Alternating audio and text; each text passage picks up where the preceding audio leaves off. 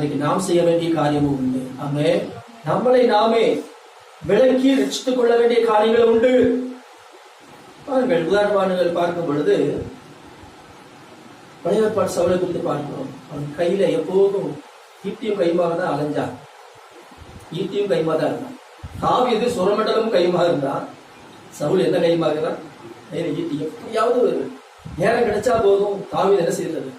சுவரோட சேர்த்து அப்படியே குத்தி அவன் கொள்ளதான் பார்த்தான். ஏன் ஒண்ணுமே காரணமே முகாந்திரமே இல்லை. கோலியாத்தை இவன் தான் கொன்று போட்டான் தாவீது. பாருங்கள், சவுல் கொன்றது 1000, தாவீது கொன்றது 10000 முறைமுறையாய் பாடின உடனே அவனுக்கு பொறாமை வந்துருச்சு. உடனே அவனுக்கு தருணம் கிடைக்கிற பொழுதெல்லாம் அவனை கொள்ள பார்த்தான். ஒரு முறை பாருங்க, ஈட்டியினாலே சோரோடு சேர்த்து உருவ குத்தி கொள்ள பார்த்தானா, குத்தி போட பார்த்தான். தாவீது செய்த காரியம் என்ன தெரியுமா? சவுலுக்கு விலகினான். அம்மே, சவுலுக்கு என்ன பண்ணினான்? விலகினான். தன்னை தப்பு புரிந்து கொண்டான். அவ்வளவுதான். உடனே அந்த ஈட்டி சோர்ல போய்விட்டது. அப்ப அவர் விலகலை அப்படின்னா என்னத்துக்கு ஆகிக்கும்? இந்த நேரமே அவன் மறுத்து போயிருக்க வேண்டிய ஒரு சூழ்நிலை.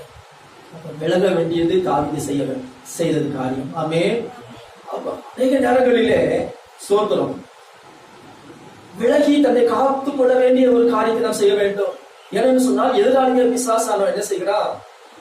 அக்கினி அஸ்திரங்களை எய்து கொண்டிருக்கிறான். பொல்லாங்கன் எய்யும் அக்கினி அஸ்திரங்கள் என்று சொல்லப்பட்டிருக்கிறது.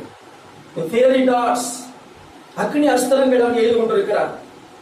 அப்ப நாம் விசுவாசம் கேடத்தை பிடித்துக் கொண்டு நிற்கிறது மட்டுமல்ல, நம்ம என்ன செய்யணும்? விலகணும்.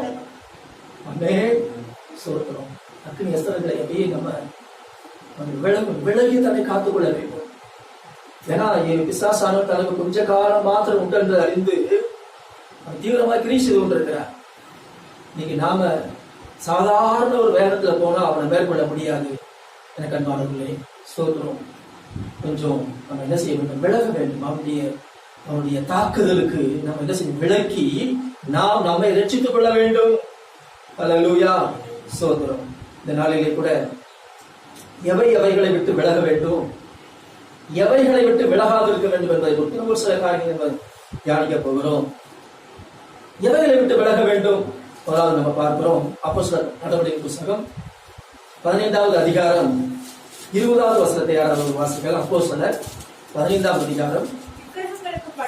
விக்கிரகங்களுக்கு படைத்த அசுசியானவர்களுக்கும் வேசித்தனத்திற்கும் நெருக்குண்டு செத்ததற்கும் இரத்தத்திற்கும் விலகி இருக்கும்படி